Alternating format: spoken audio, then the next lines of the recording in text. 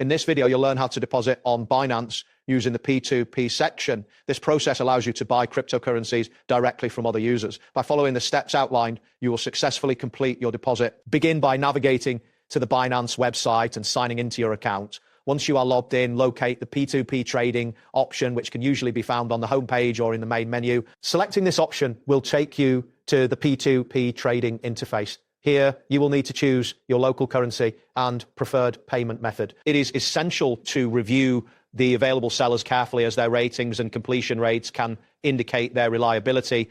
This initial step sets the stage. Next, select a seller who is offering the cryptocurrency you wish to buy, such as USDT. After selecting a seller, enter the amount you want to purchase in the designated field. Before proceeding, confirm all order details carefully to ensure they match your intentions.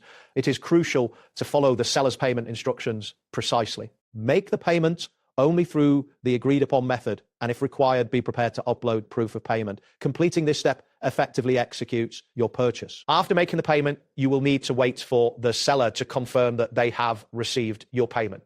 During this time, check your wallet balance to see if the cryptocurrency is being credited.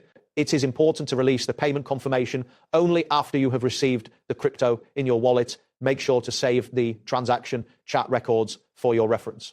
If any issues arise during this process, report them immediately. Avoid cancelling the transaction after payment has been made, as this can lead to complications. This step ensures that your deposit is confirmed. When using the P2P section, keep in mind that the speed of the transaction can vary based on the seller's responsiveness and your internet connection. If you are dealing with large amounts, and ensure that your payment method and internet speed can handle the transaction without delays. Additionally, be aware of your available storage on Binance, as this can affect your ability to receive certain assets. Always proceed with caution and verify all details before confirming any transactions. That wraps up today's guide.